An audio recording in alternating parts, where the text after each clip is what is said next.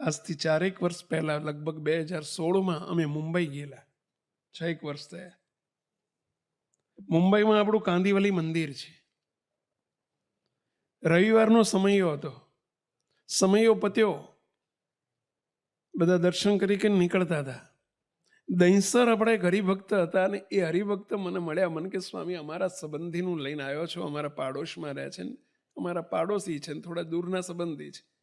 કપાળમાં તિલક ચાંદલો હતો, લગભગ 60-65 વર્ષની ઉંમર હતી. સ્વામી બહુ દુઃખી છે ને એમને 5 મિનિટ આપણી જોડે બેસવું છે, હળવા થવું છે. કંઈ વાંધો નહીં, તમે જમીન આવો ત્યાં સુધી અહીં લાઈન પતી જાય ને આપણે જમાડ્યા પછી બેસીએ, તમે જઈ આવો. જમીન આવ્યા, એમણે સ્ટોપર બંધ કરી દીધી. બાજુમાં નાનો રૂમ છે, એમાં બેઠા અમે. શું રડ્યા છે, ખૂબ રડ્યા. મેં કે દયાળુ છે શું, તમે વાત તો કરો.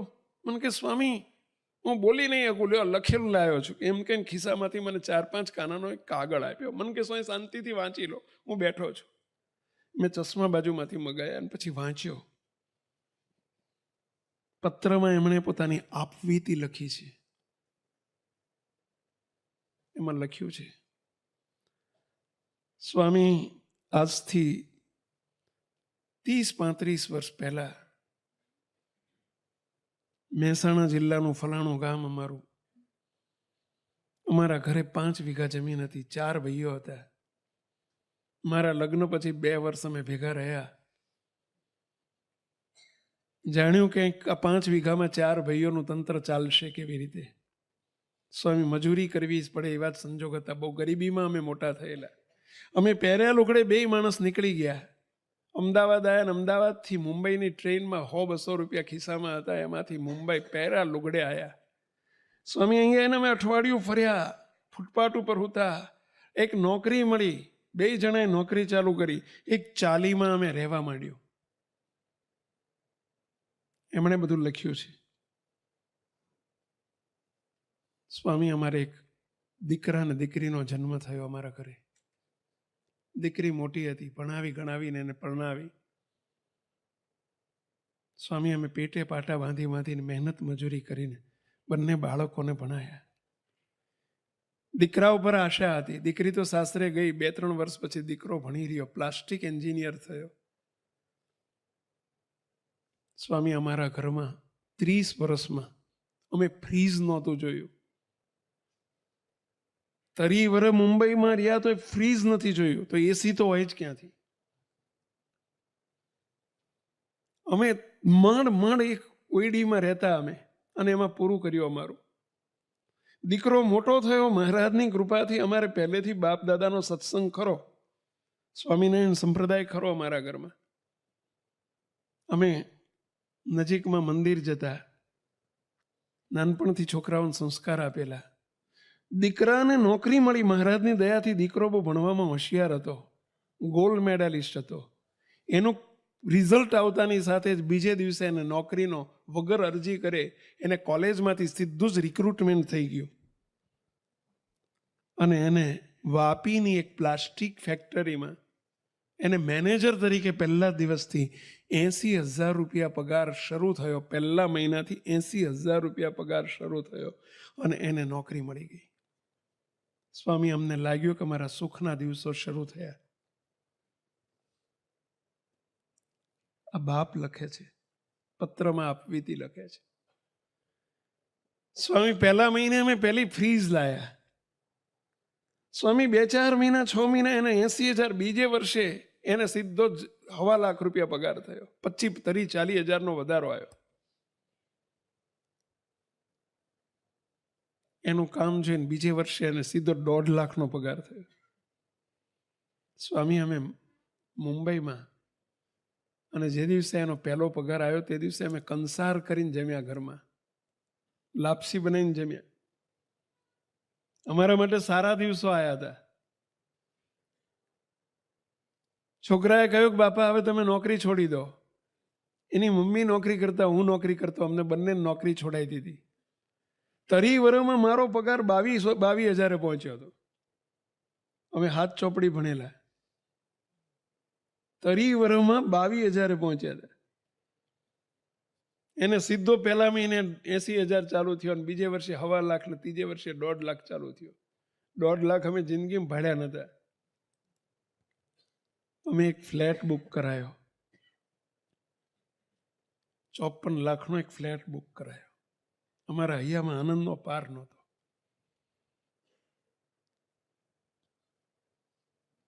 છોકરાને એક દિવસ વાપી સવારમાં જઈને સાંજે પાછો આવે. વાપી જતા જતા એક ભાઈબંધ મળી ગયો, થોડી મિત્રતા વધી. મુંબઈથી એ બેસતો હતો, મુંબઈ જોડે પાછો આવતો હતો. એ મિત્ર એક દિવસ એને પ્રલોભન આપ્યું, તારો પગાર કેટલો છે? વાતમાંથી વાતમાં પૂછી લીધું, તારો પગાર કેટલો? તો કે 1.5 લાખ રૂપિયા. 1.5 લાખ મહિને? તાર મહિને જોઈએ ને તાર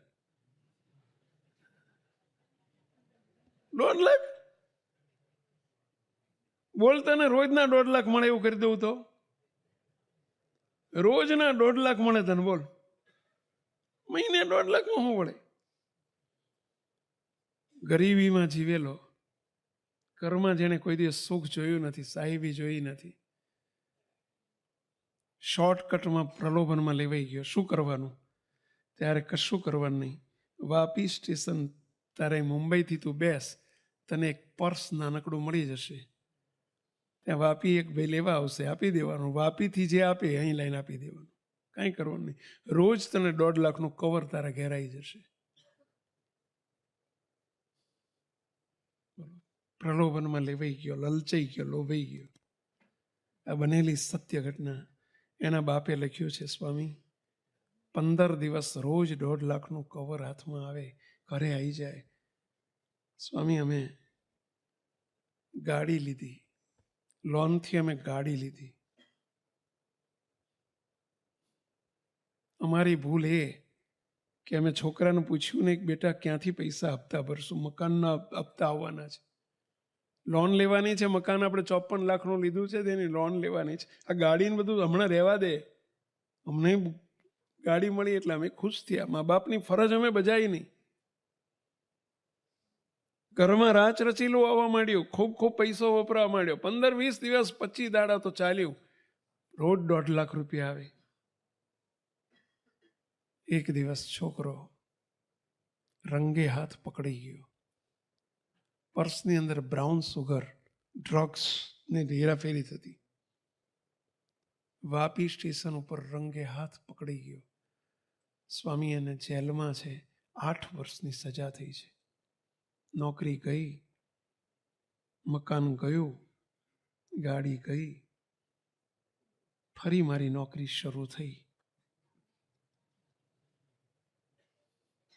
જે હું નોકરીને શેઠ નથી કગર્યો, શેઠ ફરી મને નોકરી લો.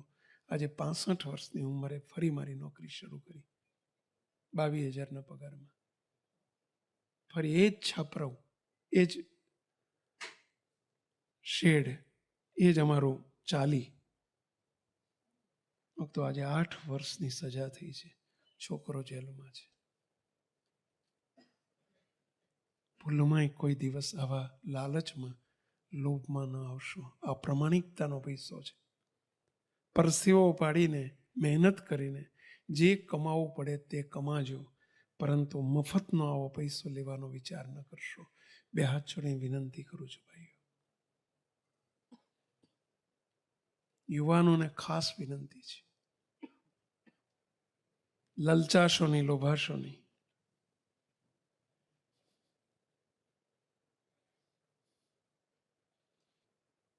મહેરબાની કરીને આ લતે ન ચડશો. પૈસો જલ્દી મળી જાય ને હું સુખી થઈ જાઉં, મારે આ થઈ જાય, મહેરબાની કરીને એવા લાવા ઝાંખા ન મારશો. Shortcut will cut you short. Shortcut will cut you short. આ સૂત્ર સદા યાદ રાખજો. દુનિયા આખી દોડી રહી છે. ખૂબ ધંધા વ્યવહારો એવા છે. આજે ખેડૂતો હોય તો નાનપણથી જોતા હોય બાળકો, અને એ શીખવાડતા હોય મા બાપ, લંગરિયા નાખવાનું. બોલો, ઘણા જોયું હશે. કેટલા જાણો છો લંગરિયાનો? પેલા બોલો, શા માટે આવું કરો છો? તો કે સ્વામી બધાય કરે છે. જે બધા કરે એ આપણે શું કરવા કરો છે? બીજાનો વાદ ન કરો. ધંધામાં હોય તો ઇલેક્ટ્રિસિટીની ચોરી કરીએ આપણે, નાની મોટી આવી બધી ચોરીઓ થાય. તો શા માટે એવું કરો? જીએસટીની ચોરી કરવાની, ઇન્કમ ટેક્સની ચોરી કરવાની, ખોટું કરવા. નાનપણથી આપણે આવી આદતો પડી ગઈ હોય છે. શા માટે આવું કરીએ છીએ? બોલો, વિદેશમાં અમે જોયું છે, રાતના 2 વાગે ગાડી લઈને નીકળ્યા હોય ને કોઈ, 2 વાગે કોઈ પોલીસ ના હોય, તોય લાલ લાઈટ થાય ને એટલે ગાડી ઊભી રહી જ જાય. બરોબર, લાલ લાઈટ આવે તો બોલો રાતના 2 વાગે કોઈ ટ્રાફિક ના હોય ને તોય ગાડી ઊભી રાખી જ દે. એક ભાઈની ગાડીમાં જતા હતા રાતે 2 વાગે, આપણા ગુજરાતી. પછી મેં કીધું, હો તમે સુધરી ગયા અહીંયા આવીને? ત્યાં કે સ્વામી સુધરી નથી ગયો, બાપો ટિકિટ મોકલે છે એટલે ઊભા રહીએ છીએ.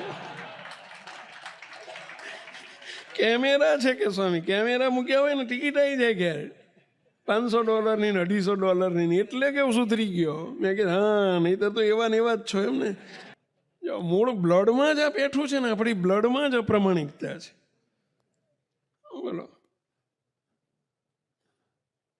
હું તો બહુ સિરિયસલી આ વાતને લેજો.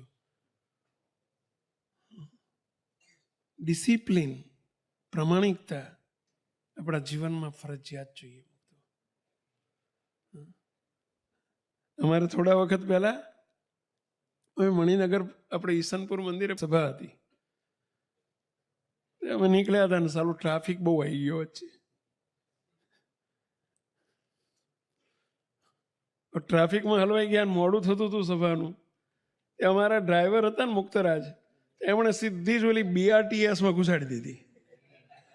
BRTSનો ટ્રેક ખરો ને એમાં ઘુસાડી દીધી ગાડી. સેવક જોઈ ગયો, કીધું એટલે ભાઈ શું કર્યું ત્યાં? શું કર્યું? કે સ્વામી મોડું થાય છે ને એટલે આપણે ઘુસાડી દેવાની. એ કીધું આ બધાને મોડું નહીં થતું હોય, બહાર કાઢ, જલ્દી બહાર કાઢ. કે સ્વામી સંતોનો વાંધો નહીં. પાછું મન કે સ્વામી સંતોનો વાંધો નહીં, પોલીસ આપણું નામ ના લખે, તમે બેઠા હોય ને એટલે નામ લખે ના લખે. મેં કીધું મુઆ, આપણે તો વધુ વર્તવો જોઈએ બીજા કરતા, નહીતર ઓલો પોલીસ વાળો એક જ કે તમને બધાને છૂટ આપી છે, શું જવાબ આપશું આપણે? અને છૂટ આપી છે આપણને સરકારે. મુક્તો વિશેષ કાયદાનું પાલન કરવું જોઈએ સંતોએ તો, અને ચાંદલાવાળા હરિભક્તોએ તો. 2 હાથ જોડીને વિનંતી કરું. એમાં આપણો ચાંદલો લજવાય, અમારા વસ્ત્રો લજવાય, ભગવાન સ્વામિનારાયણ લજવાય. મહેરબાની કરીને આપણને કોઈ એવી લાયકાત નથી આપણી કે આપણે આવી મુક્તિ પામીએ અને છૂટ લઈ લઈએ. આ તો જોજો, એક 100 રૂપિયા બચાવવા માટે થઈને બોલો દૂર 2 કિલોમીટર દૂરથી પેલો જે સર્વિસ રોડ ઉપર જતો રહે, પેલો ટોલ ટેક્સ બચાવવા માટે થઈ. અહીં બેઠેલામાંથી આપણે બધા હસીએ જ, પણ કેટલાય હશે એવો નમૂના. હા, બોલો ટોલ ટેક્સ બચાવવા માટે, પેલો ટોલ ટેક્સ જ કહે છે ને, શું કહે એને, બોલો પેલી ટિકિટ બચાવવા માટે, બોલો આમ સર્વિસ રોડ ઉપર જતો રહે 2 કિલોમીટર પહેલાથી. 2 કિલોમીટર ઓલો આમ બમ્પ આવે ને 10 તો એ પાસ કરે, અને ત્યાં આગળ ઓલે ઊભા હોય કદાચ ને પૂછે કેમ આ સર્વિસ રોડ ઉપર આવ્યા? અરે આ બાજુના ગામમાંથી જ આવ્યા છે. બોલો પ્રેમથી આમ ખોટું બોલી જઈએ. બોલો આયા હોય મહેસાણાથી, તો શા માટે આવી ચોરી કરીએ છીએ? આપણે બીજી ચોરી નથી કરતા, પણ કાયદાની ચોરી કેવી કરીએ છીએ? ખુલ્લે આમ દાદા થઈને શું સમજીએ છીએ આપણે આપણી જાતને? અને અમે સુસ્ત સત્સંગી છીએ. શું કે અમે ચુસ્ત સત્સંગી છીએ? શું ધૂળના સત્સંગી આપણે? તો સુધારો કરજો. ક્યાંય આવી ભૂલ કરતા હોય તો કાયદો છે, એનું પાલન કરો. બેલ્ટ બાંધવાનો કાયદો છે કે ભાઈ આગળ બેસે ને બેલ્ટ બાંધવો જોઈએ. એ આપણા હિત માટે છે. આ તો એમાંય દાદો કોઈ આપણું નામ ના લખે. સ્વામી જોવો જ ખરા, તમે કશું ના થાય, ચાલશે તમારે, ચાલશે. પાછું કે ઓલો ડ્રાઈવર તમારે ચાલશે, જો મેં બાંધ્યો.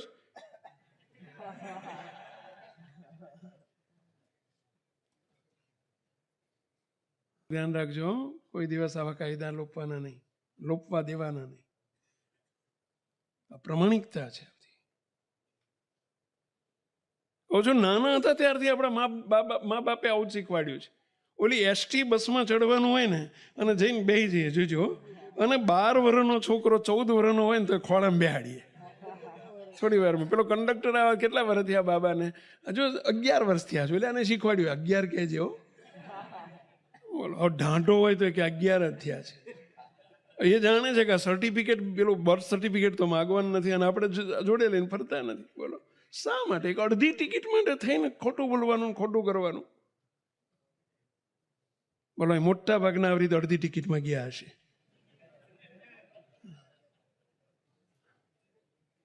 અને આપણે લઈ ગયા હશું છોકરાઓને. શા માટે પણ આવું કરો છો?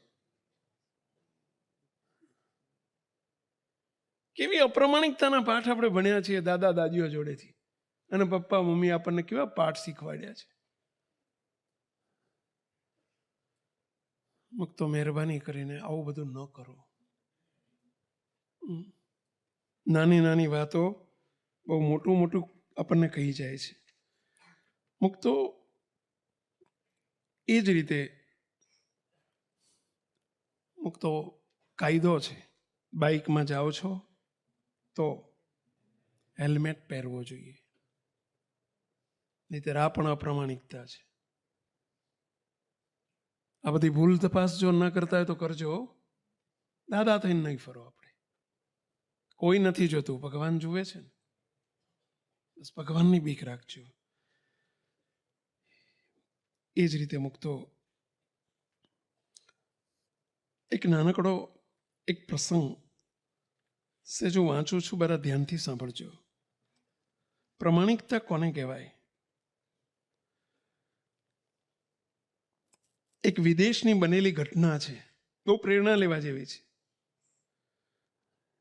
400 મીટરની રેસમાં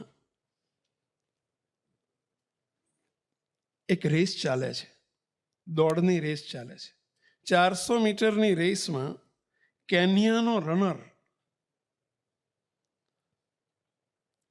આફ્રિકન કન્ટ્રી કેન્યાનો રનર, જેનું નામ હતું અબેલ મુત્તાઈ, ત્યાં આફ્રિકામાં આવા નામ હોય, સૌથી આગળ હતો. દોડમાં સૌથી આગળ હતો. ફિનિશિંગ લાઈનથી, વ્હાઈટ લાઈન કરેલી, પેલી ચોકનો પાવડર નાખે ને, કે પેલો ચૂનો કે જે કે નાખતા હોય, ફિનિશિંગ લાઈનથી 4-5 ફૂટની દૂરી પર પેલો જે પહેલો નંબર આવનારો જે રનર હતો, કેન્યન હતો, એ અટકી પડ્યો. એને લાગ્યું કે આ દોરેલા પટ્ટા જ, ત્યાં એક ઝાંખી લાઈન હતી, કોઈ જૂની આગળની. એને લાગ્યું કે આ સાચો પટ્ટો છે, એટલે ફિનિશિંગ લાઈન છે એમ સમજીને મૂંઝવણમાં અને ગેરસમજમાં એ ત્યાં જ અટકી પડ્યો. 4-5 ફૂટ પેલી જૂની ખોટી લાઈન હતી, એની ઉપર પટકી પડ્યો. તેની પાછળ બીજા નંબરે દોડી રહેલો સ્પેન દેશનો સ્પેનિશ રનર ઇવાન ફર્નાન્ડીઝ, જે બીજા નંબરનો રનર હતો ને, એનું નામ હતું ઇવાન ફર્નાન્ડીઝ, સ્પેનિશ હતો. એણે આ જોયું અને તેને લાગ્યું કંઈક ગેરસમજ થઈ ગઈ છે આની. તેણે પાછળથી બૂમ પાડી અને મુત્તાઈને કહ્યું, પેલા આગળવાળાને કહ્યું, દોડવાનું ચાલુ રાખ, દોડવાનું ચાલુ રાખ, આ લાઈન ખોટી છે. પરંતુ મુત્તાઈને સ્પેનિશ ભાષામાં સમજ ના પડી. પેલો બોલ્યો કઈ ભાષામાં? સ્પેનિશ ભાષામાં, કારણ કે એને આફ્રિકન નહોતું આવડતું, એટલે આફ્રિકનને સ્પેનિશ નહોતું આવડતું, એટલે એને સમજ ના પડી. આ આખો ખેલ માત્ર ગણતરીની સેકન્ડનો હતો. સ્પેનિશ રનર ઇવાન એને પાછળથી આવી અને અટકી પડેલા પેલા મુત્તાઈને, પેલો આગળ જે કેન્યન હતો ને, એને જોરથી ધક્કો માર્યો અને મુત્તાઈ ફિનિશ રેખાને પાર કરી ગયો.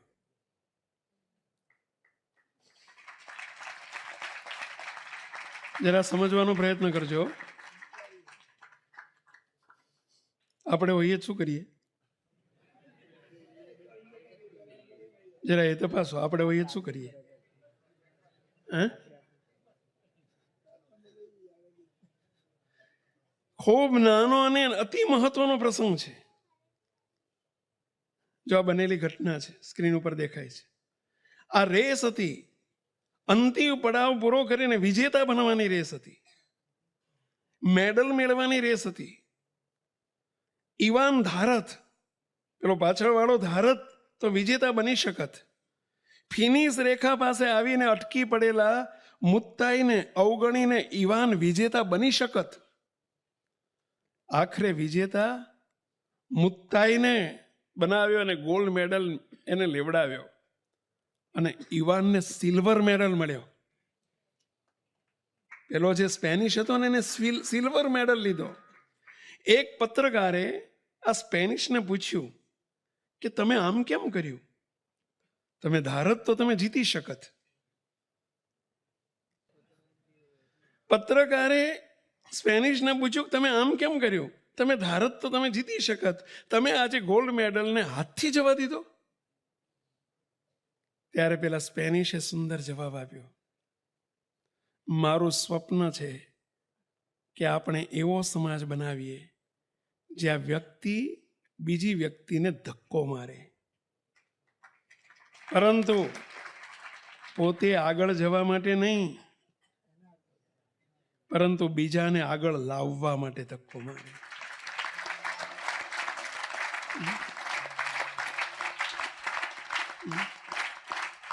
આપણે ધક્કા તો મારીએ છીએ, પણ શું કરવા? ઓલાને હેઠો પાડવા. સાચી વાત છે? તો જરા શરમ અનુભવવા જેવી વાત છે આ બધી. પ્રમાણિકતા કોને કહેવાય? ખાતર પૈસાની વાત નથી, પૈસામાં જ પ્રમાણિકતા એમ નહીં. જુઓ તો ખરા, આના વિચાર તો જુઓ. પછી શું કહે સાંભળજો, મદદ કરવા, બીજાને મદદ કરવા, એની શક્તિને બહાર લાવવા માટે ધક્કો મારે. એવો સમાજ જ્યાં એકબીજાને મદદ કરી બંને વિજેતા બને. ત્યારે પત્રકારે ફરી પૂછ્યું કે ભાઈ, પેલા સ્પેનિશને પૂછ્યું, ભાઈ તમે કેન્યનને કેમ જીતવા દીધો? તમે જીતી શકત, તમે ધારત તો જીતી શકત. એટલે તો અટકી પડ્યો હતો ત્યાં, તમે દોડીને જતું રહેવું જોઈએ ને. જવાબમાં પેલા સ્પેનિશે કહ્યું, મેં એને જીતવા નથી દીધો, એ જીતતો જ હતો. મહેનત જીતવા, એ જીતવાનો જ હતો.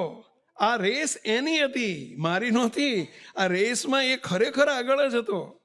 અને છતાં જો હું એને અવગણીને ફિનિશ લાઈન પાર કરી જાત તો પણ મારી જીત તો કોઈ બીજા પાસેથી પડાવી લીધેલી જીત જ હોત ને.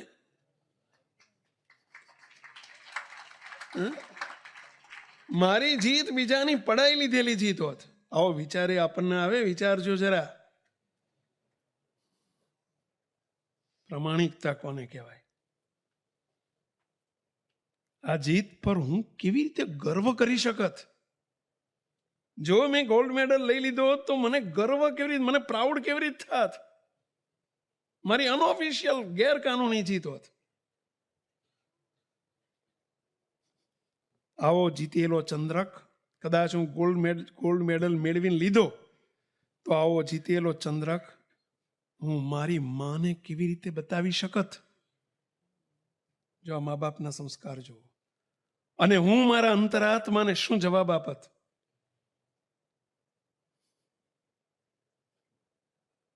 કોઈ નથી જોતું, ભગવાન તો જુએ છે ને.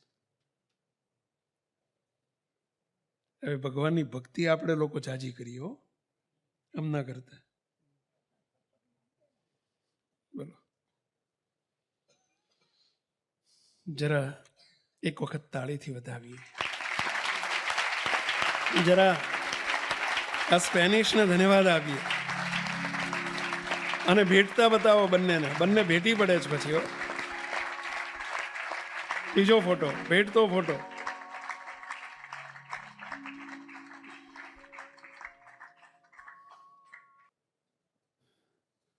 મુક્તો આપણા જીવનમાં આ બધું શીખીએ. સંસ્કાર કોને કહેવાય? નીતિમત્તા કોને કહેવાય? મુક્તો ધન્યવાદ આપીએ.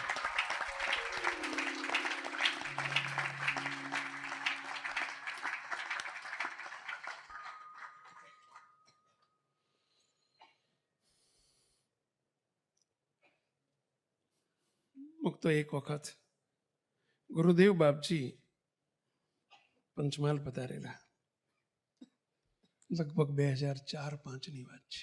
સેવક જોડે હતો. બાપજીની લગભગ દિવસમાં 70-80 પધરામણીઓ ગોઠવાઈ ગયેલી હતી. સવારથી હા સુધી 70-80 પધરામણીઓ. બધી આદિવાસી વિસ્તારમાં પધરામણી હતી. ફટાફટ જવું પણ બધાને રાજી કરવાના હતા. આગળ એવી એક ટીમ સંતોએ ગોઠવી દીધેલી કે આગળ એક ટીમ આગળ જઈને આરતી તૈયાર કરી દે, મેસેજ આપી દે, પ્રગટાઈને રાખે. ઘર બધા બાજુમાં હતા બધા. પેલા અમે જઈએ ને ત્યારે આરતી તૈયાર હોય એટલે ગુરુદેવ બાપજી જો મોટા પુરુષની દ્રષ્ટિ ક્યાં કેવી હોય, બાપજીએ તરત પેલા જે આરતી તૈયાર કરવા જતો હતો ને પેલા યંગ યુવાનો બે એને પૂછ્યું કે તમે આવીએ તો આરતી તૈયાર કરી દેશ કે દિવાસળીને આરતી તૈયાર હોય છે, દિવાસળીની પેટીને બધું તૈયાર હોય છે? કે બાપા હું પેટી જોડે જ રાખું છું, પેટી હું જોડે રાખીને ફરું છું, એટલે પેટી કદાચ ના હોય, માચીસ પેટી એટલે સમજે, માચીસ તૈયાર ના હોય તો હું જોડે રાખું છું. બાપજી કે ક્યાંથી ઘેરલીથી લાવ્યો હતો? કે ના બાપા પહેલી પધરામણી હતી ને ત્યાંથી પેટી મેં ખિસ્સામાં લઈ લીધી હતી, માચીસ ખિસ્સામાં લઈ લીધી હતી. ગુરુદેવ બાપજીએ તરત હાથ ચાલ્યો, ત્યાં પૂછીને લીધી હતી કે એમને એમ લીધી હતી? પહેલા ઘેરથી માચીસ લીધી હતી અને પૂછીને લીધી હતી કે એમને એમ લીધી હતી? કે ના બાપજી સત્સંગી હતા ને એટલે પૂછવાનું શું હોય. બાપજી કે જા જઈને માચીસનો કાં તો રૂપિયો આપી આય અને કાં તો માચીસ પાછી આપીને માફી માગી આય. તો આપણાથી એક આટલું નાનું વર્તમાન પણ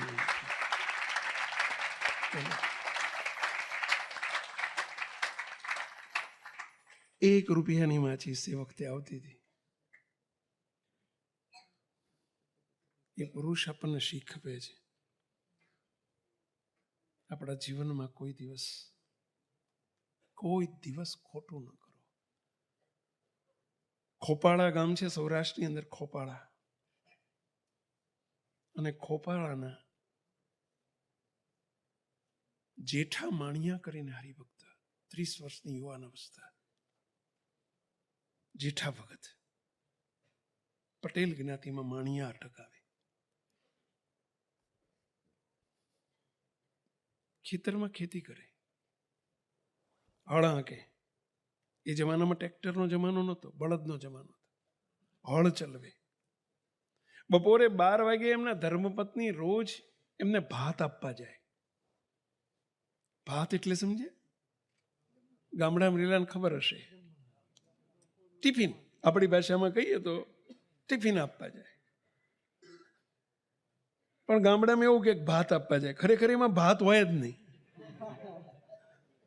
ભાત સિવાય જ બધું હોય, દાળ ભાત ના હોય. ભાત વગર હોય ને એને જ ભાત કહેવાય. રોટલો અને ગોળનું ઢેફું હોય ને કાં તો કેરડાનું અથાણું હોય ને તમે જો બીજું શું હોય, અને છાશ, દોણીમ કદાચ છાશ હોય, એને પણ ભાત કે. હવે એ એમના ઘરના રોજ 12 વાગે નીકળે. આજે એમનો નાનો છોકરો હતો 2 વર્ષનો, તે જોડે થયો, મમ્મી મારે જોડે આવું છે. એ વખતે જમાના મમ્મી નહોતું કહેવાતું, પણ મારે જોડે આવું છે. પેલો રડીને જોડે થયો. જ્યારે ત્યાં ખેતરમાં પહોંચ્યા ત્યારે પેલો છોકરાના હાથમાં આવડો શેરડીનો હાંઠો, આવડો નાનો, અને એ છોલતો ખાતો હાલ્યો આવે. એના બાપા જોડે કે બાપા કરતો એકદમ ચોંટી પડ્યો. એના બાપાએ જોયું કે એના હાથમાં શેરડીનો સાંઠો છે, આવડો. એટલે એના બાપાએ પૂછ્યું કે બેટા શેરડી ક્યાંથી લાવ્યો? આપણા ખેતરમાં તો શેરડી છે નહીં. એટલે છોકરો કંઈ બોલ્યો ને. એની માન પૂછ્યું કે શેરડી ક્યાંથી લાવ્યો? કે આપણા કાકા છે, કાકાના ખેતરમાંથી એમ નીકળ્યા ને એને રોવા માંડ્યું કે મારે શેરડી લેવી છે, મારે શેરડી ખાવી છે. તે મેં એને પછી આવડો હાંઠો કાપીને આપ્યો. ત્યારે જેઠા ભગત શું કહે છે સાંભળજો. આજે મારે નકોરડો ઉપવાસ અને તારે નકોરડો ઉપવાસ. આજે નકોરડો ઉપવાસ કરવાનો છે. શાનો? ત્યાં પૂછ્યું તું કાકાને કે શેરડીનો સાંઠો લઉં છું? આજે એક નાના ટુકડામાં ત્યાં પૂછ્યું નથી, કાલે મોટું કંઈક કરવાનું થશે તો એ પૂછીશ નહીં. આ સંસ્કાર આપણા છે, આપણે બાળકોને આપવાના છે. આજે મારે નકોરડો ઉપવાસ, આ ભૂલ બદલ આજે તારે નકોરડો ઉપવાસ. મુક્તો કેટલી પરાકાષ્ઠાની સમજણ કહેવાય. કયા સંપ્રદાયના આપણે અનુયાયી છે વિચાર કરજો. આપણો ચાંદલો કોણ છે એનો વિચાર કરજો. આપણો સત્સંગનો વિચાર કરજો.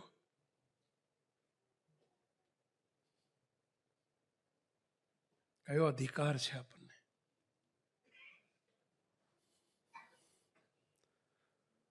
સરકારી નોકરી કરતા હોય કે ભાઈ પ્રાઇવેટ નોકરી કરતા હોય, 1 રૂપિયો જીવનમાં કોઈ દિવસ ન લેશો. મુક્તો એક હરિભગતના ત્યાં અમે ગયેલા, નવા સત્સંગમાં આવેલા, 3-4 વર્ષથી એ પરિવાર આખો, લગભગ 62-63 વર્ષની ઉંમરના એક મોભી ઘરના મુખ્ય માણસ. એ આવીને મારી આગળ મને ઘરે પધરામણી હતી. શું રડ્યા છે? મને કે સ્વામી હું બહુ દુઃખી છું. મોટો આલિશાન બંગલો, 7-8-10 કરોડનો બંગલો. આવડો મોટો બંગલો છે ને દુઃખી કેમ? ગાડી રસ્તા તમારા દરવાજામાં 3 તો ગાડી પડી છે અને દુઃખી છે ને? મને કે સ્વામી મારે ઘરવાળા, મારી દીકરી સ્વામી પાછી આવેલી છે 30 વર્ષની, મારો દીકરો સ્વામી, તેણે ભેગા થઈને મને સ્વામી પકડી રાખે છે. દીકરીને દીકરો બે પકડી રાખે ને એની મા મને મારે. સ્વામી મારા બેટા છોકરા મને મારે છે કે હો, એમ કરીને રડવા માંડ્યો. સ્વામી આ દુઃખી નહીં તો શું, કે બંગલાને શું ધોઈ પીવાનો કે? સત્સંગી છે. મને કે મારી દીકરીને એનો દીકરો બે મારે છે, એની મમ્મી મને મારે છે. મેં કીધું આવું કેમ થયું? ખબર છે તમે શું કરતા હતા પહેલા? મને ખબર ને. મેં કીધું તમે પહેલા શું રિટાયર્ડ છો? શું કરતા? કે સ્વામી હું રેવન્યુ ખાતા મામલતદાર હતો. મેં કીધું હા, હવે ખબર પડી, તમને ના પડી? કીધું કેમ થયું આવું? તમને ખબર પડી કેમ થયું? કેમ મારતા હતા છોકરાને? કેમ કહો છો? મેં કીધું આ તમે કર્યું છે ને, હસી હસીને લીધું છે ને, ત્યારે રોઈ રોઈને ભોગવો છો. આનો પ્રતાપ છે. પગારમાંથી કઈ 8-10 કરોડના બંગલા ના થાય. પૈસો ઘણો છે, શું કરવાનો? ધોઈ પીવાનો.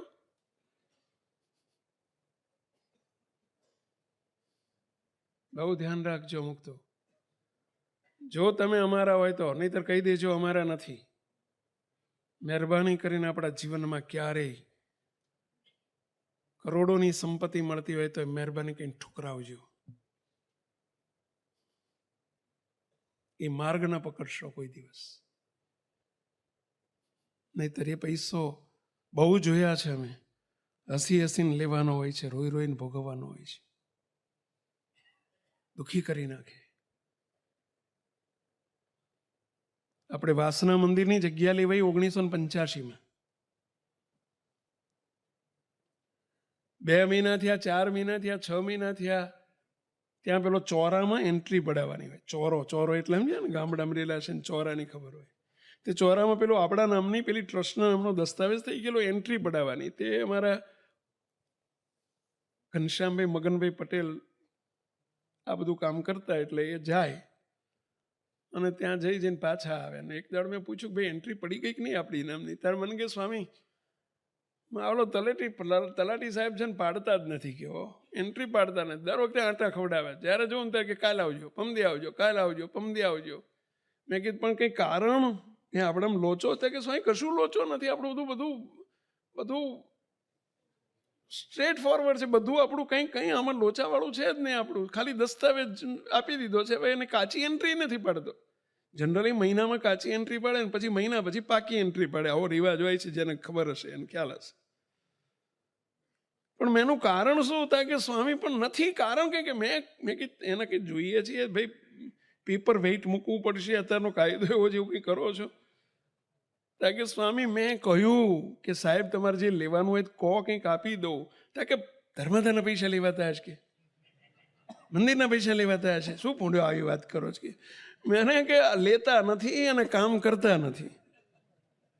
મેં કીધું એ નહીં કરે. જે માણસ આનાથી ટેવી ગયેલો હોય ને એ માણસ છોડે નહીં, કરે નહીં કરે. બોલો નહીં કરે. કે સ્વામી કાલ જવું. કે બીજી દાડ જઈને એમને 500 રૂપિયા ખિસ્સા મૂકી દીધા. 500 રૂપિયા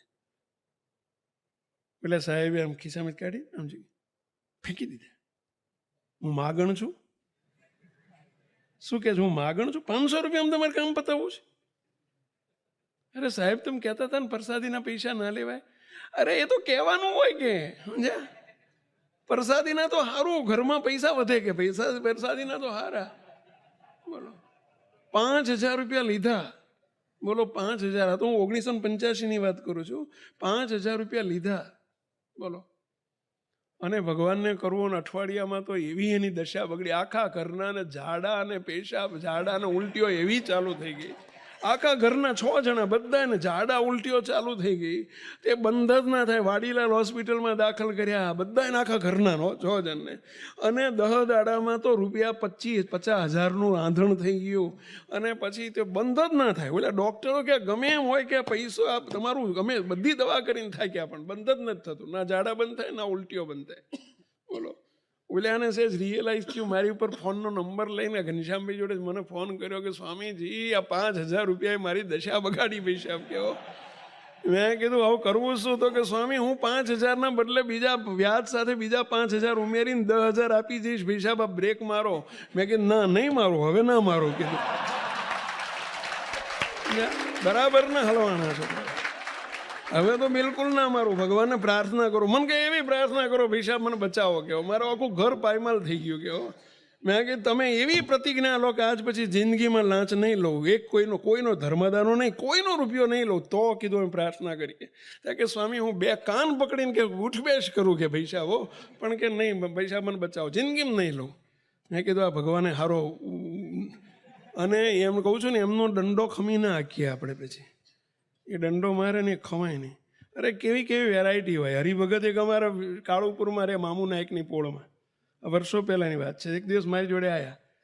મને કે સ્વામી એક પ્રાર્થના કરવાની છે, તમારી પ્રાર્થના ભગવાન સાંભળે છે, તમે કરો. હું તો કરીને થાક્યો, મેળ પડતો નથી. જા મેં કીધું શું પ્રાર્થના કરવાની? ત્યાં કે સ્વામી રાણી બંગલો લીધો, તમે આવી ગયા, બાપજી આવી ગયા, અને સ્વામી હવે અત્યારે રાણી પર રહીએ છીએ. મેં કીધું મને ખ્યાલ છે, શું કહેવું શું? ત્યાં કે સ્વામી મામુ નાયકની પોળમાં મારું જૂનું ભાડાનું ઘર, 22 રૂપિયા ભાડુંવાળું ઘર. સ્વામી 3 માળનું મકાન છે પોળમાં, 22 રૂપિયા ભાડું, વર્ષોનું જૂનું ભાડું 22 રૂપિયા છે. સ્વામી એ હજુ અમારા કબજામાં છે. મેં કેમ કબજો રાખ્યો છે? મકાન આવડું મોટું તમે 2-2.5 કરોડનું કર્યું રાણીપમાં. તો કે સ્વામી અમે મકાન માલિક પાસે માગ્યા છે 1 કરોડ રૂપિયા. કરોડ રૂપિયા માગ્યા છે. મકાન માલિક 50 લાખે અટક્યા છે. સ્વામી હવે જે 50 લાખ ઉપર આવે ને એ બધા મંદિરમાં. બસ સ્વામી પ્રાર્થના કરો તો આપણે કામમાં આવે ને મારે કામમાં આવે, હું છૂટો થઉં કેવો. તમને પગ બગાડવા વાળા તો હોય, અમને બગાડવા વાળા હોય છે. બોલો. મેં કીધું જરૂર પ્રાર્થના કરીશ, પણ હવે એવી કરીશ કે હે મહારાજાને કાણીઓ પૈસો ના આવશો, 1 રૂપિયો નહીં આપવા દો, એવી પ્રાર્થના કરીશ. મને કે સ્વામી પણ મેં તમને ક્યાં કીધું પૈસા ભોગ લાગ્યા ને તમને કીધું? મેં કીધું તમે મને લાંચ આપવા આવ્યા છો? પણ ઠાકોરજી માટે છે ને. કીધું જો ભાઈ તમારો કયો અધિકાર છે? જે મકાન માલિકે 22 રૂપિયા, તમે કેટલા વર્ષ રહ્યા એમાં? તા કે સ્વામી 40 વર્ષ રહ્યા. 40 વર્ષ રહ્યા. કીધું 40 વર્ષમાં તમે ભાડું કેટલું ચૂકવ્યું એ તો કહો. મહિને 22 રૂપિયા એટલે 12 ગુણો જ હોય બે, એટલે 22 ને ગુણ્યા 12 એટલે 220 અને 44 એટલે 64 રૂપિયા વર્ષે થયા. 64 આપણે 300 ગણીએ ચલો ને, વરના 300, 40 વરના કેટલા થયા પેલા? 12,000 તમે ભાડું ચૂકવ્યું છે. તમને 40 વર્ષ ઓલ્યા રહેવા દીધા, ગુનો કર્યો એનો કે એને તમને કરોડ રૂપિયા તમે કઈ રીતે માગો છો? કયો હિસાબ એ તો કહો. કે સ્વામી પણ બધા લે જ છે. પાઘડી કહેવાય, પાઘડી કે લેવાય કે પાઘડી? એટલે આ ભલામણા ના લેવાય આવા પૈસા આપણાથી. ના હદે આવા પૈસા, ના હદે. હદે એટલે સમજ્યા ને પેલા હોહરા નીકળે. તો મહેરબાની કરીને ધન્ય છે આ પ્રસંગ સાંભળીએ ત્યારે. મુક્તો આપણા ઈસનપુરમાં હરિભક્ત આપણા સુભાષભાઈ શાહ, એમનો દીકરો શું ને આશીષ મુક્તો ધન્યવાદ આપીએ. જરા હોય તો ફોટોગ્રાફ બતાવો. મુક્તો આશીષ મુક્તો 40-50 લાખ રૂપિયા પોતાને મકાન નહોતું, પોતાનું મકાન નહોતું, પોતાને મકાન લેવાનું હતું. કેવી પરિસ્થિતિ. અને મુક્તો એણે પોતાને જે ખાડિયામાં રાયપુરમાં ખાડિયા વિસ્તારમાં એનો પ્રેસ હતો, 30-40-50 વર્ષનો જૂનો પ્રેસ. ખાલી કરે તો 50 લાખ રૂપિયા મળતા હતા. બોલો, પોતાનું ઘરનું ઘર નહોતું, છતાંય અમે આજ્ઞા કરી કે આપણે ખાલી કરી નાખો, પૈસો લેવાનો નથી. બોલો, 1 મિનિટની વાર નથી કરી એને. 50 લાખ રૂપિયા ઓલો આપવા તૈયાર બેઠો છે, પૈસા લઈને બેઠો છે. આ કે અમારાથી 1 રૂપિયો ના લેવાય, આ અણહકનો પૈસો કહેવાય. મુકતો આજે મકાને થઈ ગયું અને સારામાં સારો ધંધો ચાલુ થઈ ગયો. ધન્યવાદ. મહેરબાની કરીને આપણા જીવનમાં ક્યારેય અધર્મનો પૈસો કહેવાય નહીં લેતા. આપણું જીવન બદલજો, જીવન સુધારજો. અમારે જગદીશભાઈ બેઠા છે, ઉભા થાવ જગદીશભાઈ. સત્સંગમાં આવ્યા પહેલા એમનું ખાતું એ પ્રકારનું હતું, એમને લેવું પડતું બધા સાહેબો ભેગા થઈ. જ્યારથી સત્સંગમાં આવ્યા એમણે પ્રતિજ્ઞા લઈ લીધી કે હું મારી જિંદગીમાં કોઈ દર પૈસો નહીં લઉં. ધન્યવાદ આપું છું. અણસમજણમાં જે થયું એ થઈ ગયું. તો ઘણા બેઠા છે અહીંયા. આપણા જીવનમાં એવી પ્રામાણિકતા રાખજો. મહારાજ બહુ રાજી થશે, દુનિયા રાજી થશે, શું આપશે? ભગવાન રાજી થાય, ભગવાનના સંત રાજી થાય. આપણા ગુરુદેવ બાપજી, આપણા સાગરદાનભાઈ સ્વામિનારાયણને કાયમ કહેતા, પોતે કલેક્ટરની પદ ઉપર, પોસ્ટ ઉપર હતા. બાપજી કાયમ કહેતા, એમનો એ વખતે મામલતદાર હતા, અમરાઈવાડીમાં રહેતા, કરણીનગર સોસાયટીમાં ભાડાનું ઘર હતું. બાપજીએ પ્રતિજ્ઞા લેવડાઈ, મામલતદારમાં હતા, ક્યારેય પૈસો નહીં લેવાનો. બાપજીને કે બાપજી, મારી પછી આવેલા બધા કારકુનો ઘરવાળા થઈ ગયા અને હું ભાડાના ઘરમાં રહું છું. બાપજી કે તમારું ઘર અક્ષરધામમાં તૈયાર થાય છે, નહીં લેતા. તો આ છે આપણા સંસ્કાર. સાગરદાનભાઈ દેખાય છે, જીવન પર્યંત ક્યારેય એમણે 5 રૂપિયા પણ કોઈનું અણહકના લીધા નથી. તો આપણા જીવનમાં એવું ખુમારી વાળું અસ્મિતાસભર જીવન જીવો આપણે, કે જેથી ક્યારેય પણ મુક્તો આપણે ચાંદલો કર્યો છે, લોકો આપણાથી ભડકે નહીં. બહુ ધ્યાન રાખજો. છેલ્લો એક પ્રસંગ કહું. મુક્તો અમે સુરત ગયેલા અને સુરતમાં મને એક હરિભક્ત આપણો મળ્યો. બહુ એણે વાત કરી, મને આમ ગજ છાતી ફૂલી ગઈ. અમદાવાદથી 3 ભાઈબંધો સુરત ગયેલા. અહીં થોડી મંદી હતી હીરામાં. સુરત હીરા ઘસવા ગયેલા, ભણતર ઓછું. એમનું ફેમિલી બધું અહીં રહેતું હતું અમદાવાદ. 3 છોકરાઓ ત્યાં સુરતમાં એક મકાન ભાડે રાખીને રહે, જાતે રસોઈ બનાવે, જુદા જુદા કારખાનામાં નોકરી કરે, સાયકલ રાખે. સાયકલ લઈને 4-5 કિલોમીટર દૂર એમને નોકરી મળેલી. એકાદશીનો દિવસ આવ્યો. 3 ભાઈબંધો સત્સંગી હતા, ફરાળ બનાવતા આવડે નહીં. એટલે 3 દીકરાઓએ નક્કી કર્યું કે એક જણને હોપ્યું કે ભાઈ તું સાંજે ફ્રૂટ લેતો આવજે, કંઈક આપણે સાંજે ફ્રૂટ જમીશું બધા ભેગા થઈ. જે છોકરાને સોંપ્યું છે એણે સાંજે ઘેર આવતા આવતા ફ્રૂટની લારી આગળ, રસ્તામાં લારી આવીને લારી આગળ ઊભો રહ્યો. એણે ખિસ્સામાંથી એણે પેલું કહ્યું કે ભાઈ મને આ ફ્રૂટ જોઈએ છે. એટલે એણે સફરજન છે, કેળા છે, ચીકુ છે, 2-5 વસ્તુ બધી 2-3 વસ્તુ બધી સારી સારી જોઈને એણે મૂકી, ચોખાઈ તોલાઈ, એણે પેકેટમાં પેલી કોથળીમાં લીધું, થેલીમાં મૂકી દીધું અને ખિસ્સામાં હાથ નાખ્યો.